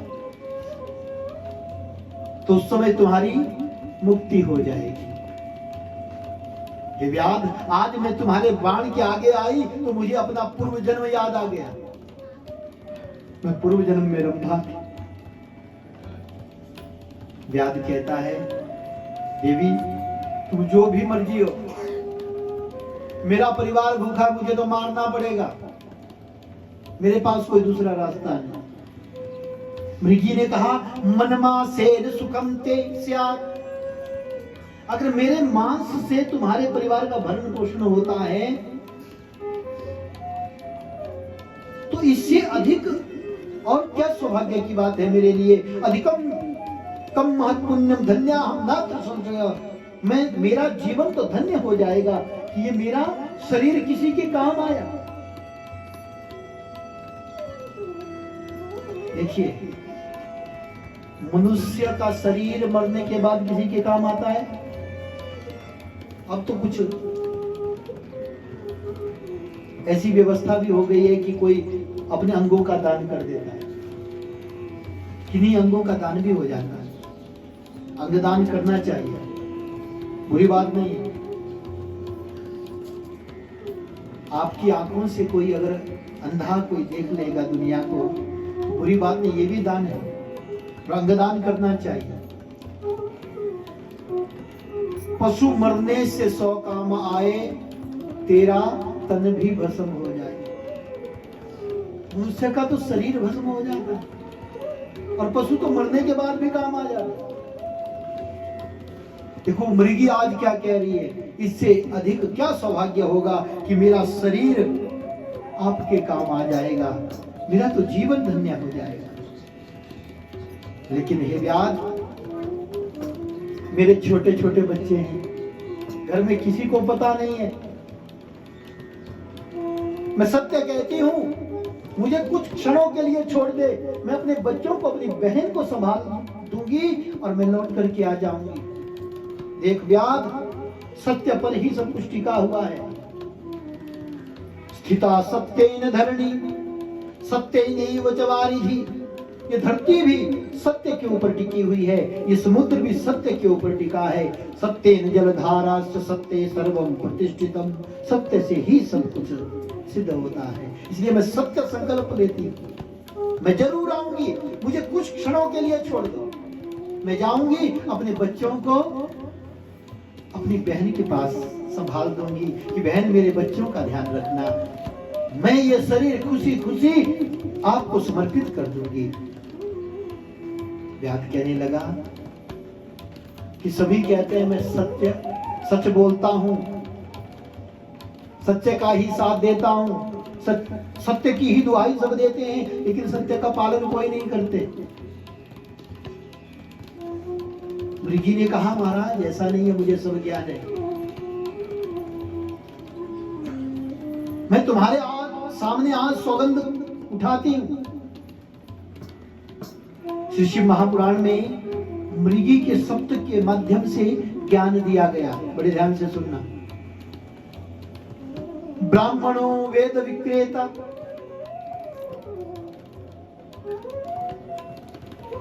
कथा जब चलती है ना तो नींद आती है।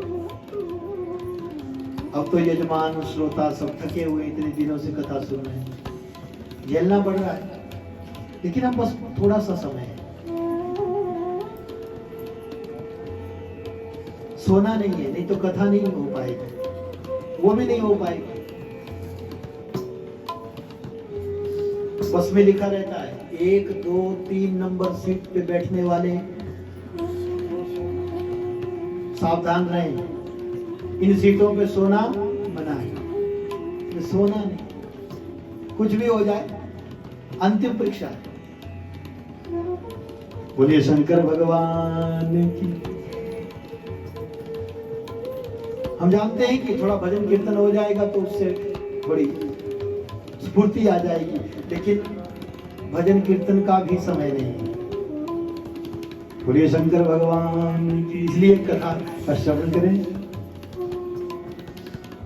वो मृगी कहने लगी, संकल्प कर रही है कि ब्राह्मणों वेद विक्रेता संध्याहीन स्त्रीकालकम, जो ब्राह्मण वेद को बेचता है, ज्ञान को बेचता है। ज्ञान हमारे भारत की परंपरा है, कोई फीस नहीं होती ज्ञान की, लेकिन आजकल तो ट्यूशन भी पैसे से होती। आजकल अध्यापक नहीं है, टीचर हैं, सब पैसे से होता है। फीस नहीं मिलेगी तो शिक्षा भी नहीं दी जाएगी। ये उस समय की बात है जब शिक्षा का कोई पैसा नहीं लिया जाता। हमने अपने गुरुओं से, स्कूलों की बात अलग है, यूनिवर्सिटी की बात अलग है, कॉलेजेस की बात अलग है। हमने अपने गुरुओं से जो शिक्षा ली है, जाकर के उनके पास ग्रंथों को जो पढ़ा है वो एकदम निःशुल्क पढ़ा है। और हमारा भी संकल्प है कि हम निःशुल्क ही सबको पढ़ाते हैं, कोई शुल्क नहीं। लेकिन ब्राह्मण जो शिक्षा को बेचता है, वेद को बेचता है, संध्या से हीन है, जो उस ब्राह्मण को महापाप लगता है। ऐसी नारियां जो अपने पति का वंचन करती हैं, उनकी आज्ञा में नहीं रहती, स्त्रियः स्वस्वामिनो हि आज्ञाम समुल्लंघ्य क्रियान्वितः, पति की बात न मान करके मनमर्जी से काम करती हैं, ऐसी स्त्रियों को जो पाप लगता है, कृतघ्न को जो पाप लगता है, कृतघ्ने चैव यत् पापम विमुखे हरे,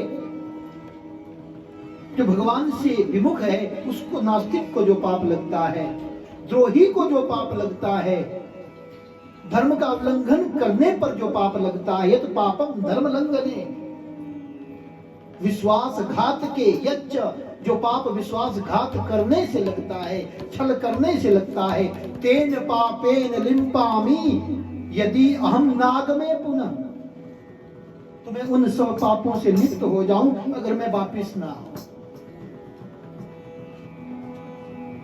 वो मृगी कह रही है ऐसा कभी नहीं करना चाहिए, महापाप होते हैं। नास्तिके च विशीले च, नास्तिक को जो पाप लगता है, दुराचरण करने वाले को जो पाप लगता है, सब सूतक भोजने, जहां पे सूतक लगा है और वहां पे जो भोजन करता है उसको भी महापाप लगता है।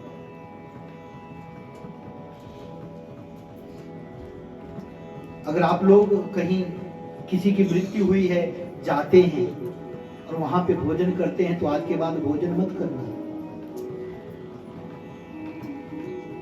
सब सूतक भोजने, महापाप होता है। कई लोग तो बना के रखते, नहीं महाराज आपके लिए बनाया, खाना ही पड़ेगा। जिस धर्म शास्त्र के अनुकूल आप और जो दैहिक कर्म को कर रहे हैं, उन्हीं धर्म शास्त्रों में लिखा है कि पातक में किसी को भोजन नहीं कराना चाहिए, कोई दान नहीं करना चाहिए। फिर भी आप पकड़ पकड़ कर कि अगर भोजन कराते हैं तो आप भी पाप कमा रहे हैं और जो खा रहा है उसको भी पाप लग रहा है। सब सूतक में भोजन बिल्कुल नहीं करना चाहिए। जो ऐसा करता है उसको जो पाप लगता है। मृत शय्या प्रतिग्राहे माता पितरों न पालके, जो माता पिता की सेवा नहीं करता, उनको छोड़ करके चला जाता है, ऐसे को जो पाप लगता है, ऐसे पापी को जो पाप लगता है, वो सब मुझे लग जाए अगर मैं वापिस न आऊं। मृगी कहती है दानम दातु प्रवृत्तस्य। कई बार होता है कोई दान कर रहा है, कोई दान देने में प्रवृत्त है, लेकिन कईयों को आदत होती है कितना दे रहा, इतना मत दे, दिमाग खराब हो जाएगा पाने वाले का। दान सामर्थ्य से होता है, जितना सामर्थ्य उतना दान दिया जाता है, और सामर्थ्य से करना चाहिए, भाव से करना चाहिए। और जो दान देते हुए को रोकता है, इतना मत कर, थोड़ा कर दे। दानम दातुं प्रवृत्तस्य यो अंतराय करो नरः, जो उसको दूसरे रास्तों में ये यहां पर मत लगा, दान मत कर, वहां पे दे दे, ये कर दे वो कर दे, यहां पे देके फायदा नहीं है। जो ऐसे व्यक्ति को, जो दान करते हुए आदमी को रोकता है, भटकाता है, ऐसे व्यक्ति को जो महापाप लगता है, वो महापाप मुझे लग जाए अगर मैं वापिस ना आऊं। देव द्रव्यम गुरु द्रव्यम ब्रह्म द्रव्यम हरे तुया, जो देव द्रव्य का हरण करता है, जो देवताओं का द्रव्य है और उसका हरण कर लेता है, जो गुरु का द्रव्य चुराता है, जो ब्रह्म द्रव्य को, ब्राह्मणों के द्रव्य का हरण करता है, उसको जो महापाप लगता है वो मुझे लग जाए अगर मैं वापिस न आऊं। दीपम दीपेन यः कुर्यात् पादम पादेन धावयेत् तेन पापेन लिम्पामि यदि अहम नागमे पुनः। पैर से पैर नहीं धोना चाहिए, अधिकतर आदत होती है लोगों को, पानी लिया कहीं से आए और पैरों पे पानी डाला और एक पैर से दूसरा पैर रगड़ रहे।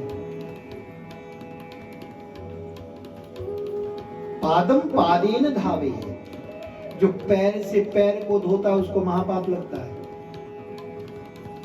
दीपम दीपेन यः कुर्यात्, जो दीप से दीप जलाता है उसको भी पाप लगता है।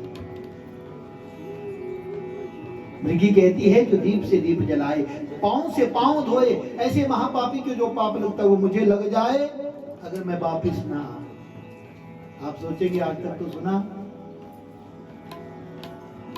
हम तो जलाते रहते थे दीप से दीप, और हमने तो भजन सुना है, बोले शंकर भगवान की।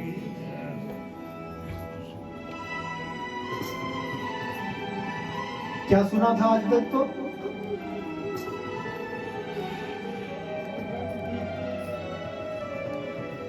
ज्योत से ज्योत जलाते चलो, ज्योत से ज्योत जलाते चलो, प्रेम की गंगा बहाते चलो, हाँ प्रेम की गंगा बहाते चलो। राह में आए जो दीन दुखी, राह में आए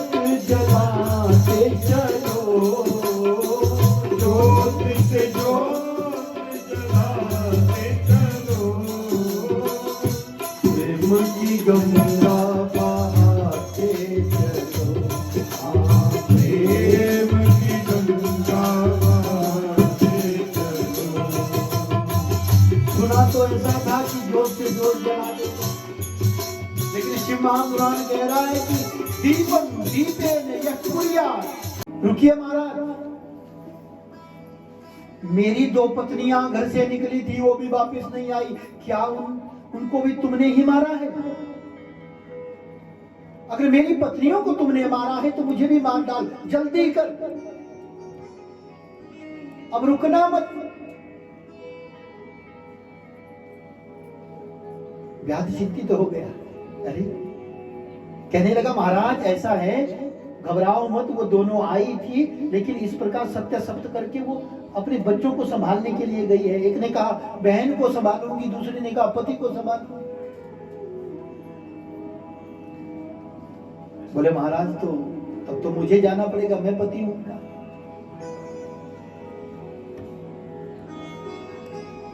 मुझे जाना चाहिए,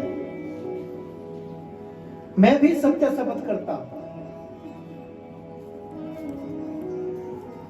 मैं भी उन पापों से लिप्त हो जाऊंगा। अगर मैं वापिस ना आऊं, मैं जाऊंगा उन बच्चों को, उन मृगियों को संभाल करके मैं आऊंगा। देखो मैं कितना हृष्ट पुष्ट हूं, मुझे मारना, उनको छोड़ देना, लेकिन मैं उनको समझाऊं तो पहले। मैं जाऊंगा उनको समझा करके फिर वापिस आऊंगा, तब मुझे मारना और मेरे शरीर का जितना भी मांस है ये तुम्हारे लिए पर्याप्त हो जाएगा, तुम्हारे कुटुंब का भरण पोषण हो जाएगा, लेकिन मेरी पत्नियों को मत मार। भार्य प्राण समामेद्य, अगर मेरी प्राणों से प्रिय उन पत्नियों को तुमने मारा तो मेरी मृत्यु तो ऐसे ही हो जाएगी। और भार्या न समम सौख्यम, भार्या के समान सुख देने वाला भी कोई दुनिया में नहीं होता। अगर भार्या घर में होती है, मकान में होती है तो मकान भी घर बन जाता है, वन में जाती है तो वन भी घर ही हो जाता है। तया बिना न धर्मो अस्ति न अर्थ कामो विशेषतः, पत्नी के बिना न धर्म है, पत्नी को धर्म पत्नी कहते हैं, न अर्थ है। अगर पत्नी नहीं है ना धर्म होगा, ना अर्थ होगा, ना काम होगा। धर्मो नास्ति अर्थ कामो विशेषतः, न धर्म होगा, ना अर्थ होगा, ना काम होगा। इसलिए महाराज मेरी पत्नियों को मत मारना, मुझे जाने दीजिए, मैं भी आऊंगा। चलो भेज दिया। जब ये सभी अपने घर में मिले, मृग और मृगियां मिली, तो मृग समझाने लगा पति का कर्तव्य है कि वो पत्नियों की रक्षा करे। आज मैं जाऊंगा। मृगिया कहती है हमने भी सख्त किया, हम भी आएंगे। बालक कहते हैं जब माता पिता ही जा रहे तो हम भी नहीं रहेंगे, हम अपनी माता पिता की रक्षा में स्वयं को समर्पित करेंगे। आपको मरने नहीं देंगे, वो व्याध हमें मारेगा। सब आज मिलकर के चतुर्थ प्रहर में उसी सरोवर पर पहुंच गए। उधर से इतने मृगों को, छोटे छोटे शावकों को जब देखा आते हुए, प्रसन्न हो गए। अब तो मेला लग गया। जल्दी से धनुष उठाया, बाण चढ़ाया, वृक्ष हिला तो जल पुनः गिर गया। पत्ते आगे आए, हटाए, नीचे फेंके, चतुर्थ प्रहर का पूजन हो गया। सब आ गए और आकर के बच्चे आगे हो गए। बच्चे कहते हैं हमारे माता पिता को मत मारना, हमें मार डालो। बच्चों के सामने माता पिता को कोई मारे, इससे बड़ा पाप नहीं होता। अगर तुम्हारा परिवार भूखा है तो हमें मारो। मृगियां कहती है नहीं, हम सख्त करके गई हैं, हमें मारो, हम वैधव्य का दर्शन नहीं करना चाहती। हमारे सामने आप हमारे बच्चों को मारोगे, हमारे पति को मारोगे, पहले हमें मारो, पहले हमें मारो। और सब कहते हैं कि हमारा जीवन तो आज धन्य हो जाएगा, ये मांस भी किसी के काम आएगा। 4 प्रहर की पूजा हो गई थी, पाप सब चला गया था, पुण्य अर्जित हो चुका था, इसलिए कांपने लगा। अपने पूर्व किए हुए पाप सब याद आने लगे।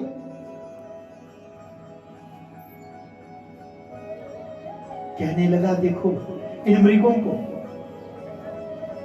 जो इतने धर्म को जानते हैं, एते धन्या मृगाश्चैव ज्ञानहीना सुसम्मता, इनको तो ज्ञानहीन कहते हैं, लेकिन ये धन्य हैं। स्वकीयेनैव शरीरेण परोपकरणैरता, जो अपने शरीर के द्वारा परोपकार करना चाहते। और मुझे देखो, अरे पेट पालने के लिए पाप करने की जरूरत नहीं होती, पेट पल जाता है। हमारा लालच ही हमसे पाप करवाता है। मैंने कितना पाप किया, अकारण ही कितने पशुओं को मारा है। नीचे उतरे और उन मृगों को प्रणाम करने लगे, आज के बाद मैं कभी भी किसी जीव को नहीं मारूंगा। जैसे ही अपने धनुष बाण को फेंका, वैसे ही उसी शिवलिंग से भगवान देवादिदेव महादेव व्याधेश्वर प्रकट हो गए। बोलिए व्याधेश्वर महादेव की। और भगवान शंकर ने, क्योंकि आज व्रत पूर्ण हो गया था, आशीर्वाद दिया, ये व्याध तूने जाने अनजाने में शिवरात्रि का व्रत कर लिया, रात्रि को जागरण भी हो गया, 4 प्रहर की पूजा भी हो गई, और तुमने कुछ खाया भी नहीं था। अब तुम्हारे सब पाप मिट गए। गृहे रामस्तव व्याध समायास्यति निश्चितम, जाओ मैं तुम्हें आशीर्वाद देता हूं, तुम श्रृंगवेरपुर में जाकर के रहना। वहां पर एक दिन भगवान श्री राम तुमसे मिलने के लिए आएंगे और तुम्हें अपना सखा बना लेंगे। बोलिए शंकर भगवान की जय। उन मृगों को भी मुक्ति को दिया है। और भगवान व्याधेश्वर शिवो जात पर्वते अर्बुदे चले, दर्शनात् पूजनात् सत्यो मुक्ति मुक्ति प्रदायक। ये भगवान भोलेनाथ जो इनकी पूजा करता है, इनका दर्शन करता है, इस प्रकार से व्रतों को करता है, नियमों को करता है, उसको भुक्ति और मुक्ति देते हैं। जो अनजाने में भी भगवान शंकर की पूजा करता है, आपने कथाओं के माध्यम से सुना, भगवान भोलेनाथ उसका भी कल्याण कर देते हैं, क्योंकि बहुत भोले हैं। आपने नवान्न परायण के नियम से इस महापुराण की कथा का श्रवण किया। हमारे यजमानों ने बड़े भाव से ब्राह्मणों की सेवा करते हुए, भगवान शंकर का पूजन करते हुए इस पतित पावनी कथा का श्रवण किया है। हम भगवान शंकर से, देवादिदेव से यही प्रार्थना करते हैं कि हमारे यजमानों की सभी मनोकामनाएं पूर्ण हों, इनके पितरों को शिवलोक में वास मिले, उनकी मुक्ति हो, इनके परिवार में सदैव भक्ति बनी रहे। भगवान सदा इनकी मनोकामनाओं को पूर्ण करते हुए इनको अपनी अनपायनी भक्ति को प्रदान करें, प्रेमा भक्ति को प्रदान करें।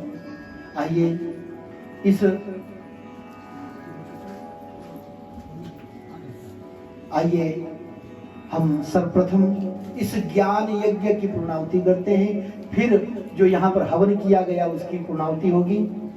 आइए, आप लोग संपूर्ण मूल पाठ तो नहीं श्रवण कर पाए, संपूर्ण कथा भी श्रवण नहीं कर पाए। कहते हैं अगर पुराण के अंतिम श्लोक का पाठ श्रवण कर लिया जाए, उच्चारण कर लिया जाए, तो संपूर्ण पुराण का फल प्राप्त हो जाता है। जिस प्रकार जो हवन न कर पाए बाद में पूर्णाहुति में भाग ले ले तो उसको भी हवन यज्ञ का फल प्राप्त हो जाता है, उसी प्रकार इस ज्ञान यज्ञ का भी फल प्राप्त होता है। इसलिए आए पूर्णाहुति के रूप में मेरे साथ जो शिव महापुराण की सप्तम वायवीय संहिता है उसके उत्तर भाग के 41वें अध्याय के 51वें श्लोक का पाठ करें, जो अंतिम श्लोक है। बोलिए शंकर भगवान की जय। एतत् शिव पुराणस्य एतत् शिवपुराणस्य वक्तुः श्रोतुश्च सर्वदा वक्तुः श्रोतुश्च सर्वदा सगणः सगणः ससुतः ससुतः शाम्बः साम्बः शङ्करोतु सशङ्करः। शङ्करोतु सशङ्करः। बोलिए शंकर भगवान की जय हो। पूर्णमदः पूर्णमिदं पूर्णात् पूर्णमुदच्यते पूर्णस्य पूर्णमादाय पूर्णमेवावशिष्यते। शिव महापुराण की पावन कथा सभी श्रोताओं का कल्याण करे, हमारे यजमानों का कल्याण करे। आइए इसी भावना से पूर्णाहुति, सर्वप्रथम पूर्णाहुति की जाएगी और पश्चात भगवान शंकर जी का भजन करते हुए हम शिव महापुराण की पावन आरती को करें। बोले शंकर भगवान की जय हो।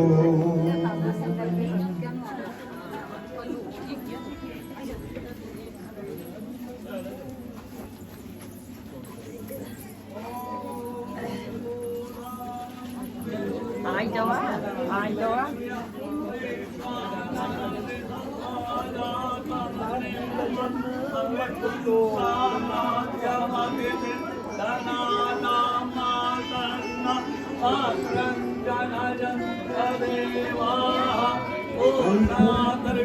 परापत पूर्णा पुनरापत वसुदेव विक्रीणावः इदमुच्चगुंशततो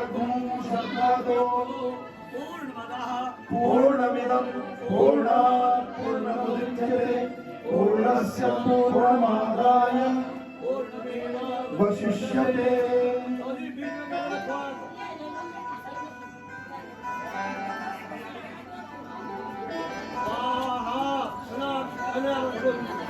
स्वाहा।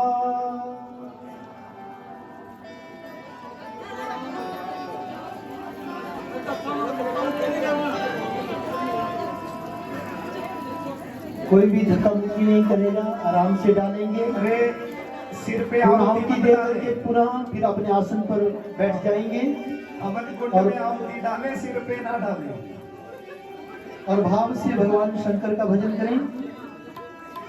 लागी लगन मत तोड़ना हो,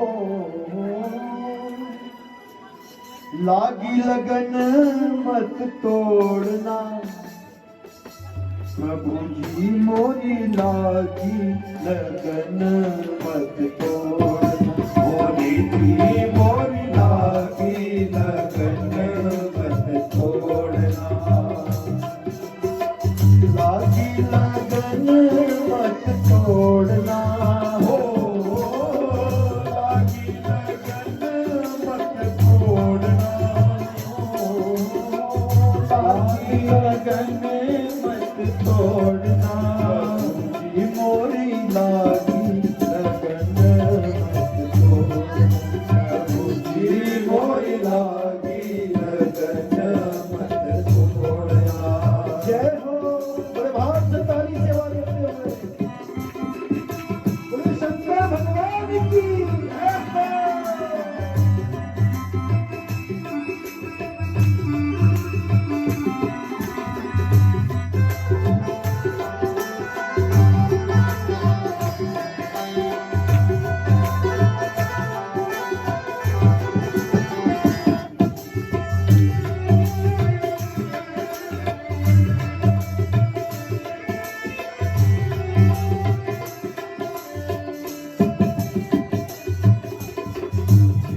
बुआई मैंने तेरे नाम की, तेरी बुआई मैंने तेरे नाम की, तेरी बुआई मैंने तेरे नाम की, तेरी बुआई मैंने तेरे नाम की, मेरे भरोसे मत छोड़ना,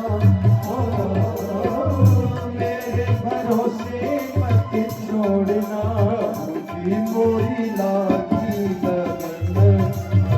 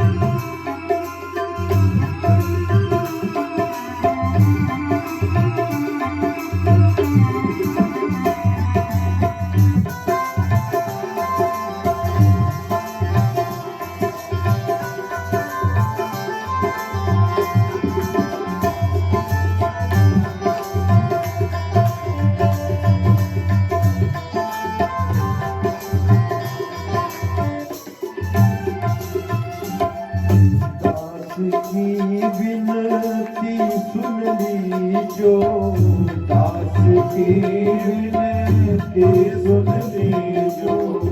भोले बाबा से प्रार्थना करना, हे बाबा आपकी कथा सुन करके हमारा प्रेम आपके चरणों में हो गया है। जो भाव अब बना है वो सदैव बना रहना चाहिए। हम आपकी शरण में, हमारी एक ही विनती है, दास की विनती सुन ली जो, दास की विनती सुन ली जो, दास की विनती सुन ली जो, दास की विनती सुन ली जो, दास की विनती सुन ली जो, दास की सुन ली जो। बाह पकड़ मत छोड़ना हो, बाह पकड़ मत छोड़ना हो, मेरी मोरी लागी लगन मत तोड़ना, भोले जी मोरी लागी लगन मत तोड़ना, जी मोरी लागी लगन मत तोड़ना, जी मोरी लागी लगन मत तोड़ना, जी मोरी लागी लगन मत तोड़ना, भोले जी मोरी लागी लगन मत तोड़ना, भोले जी मोरी लागी लगन मत तोड़ना, भोले जी मोरी लागी लगन मत तोड़ना।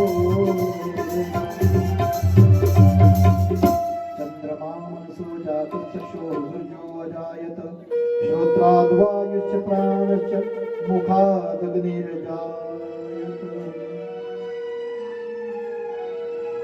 ओम जय शिव ओंकारा,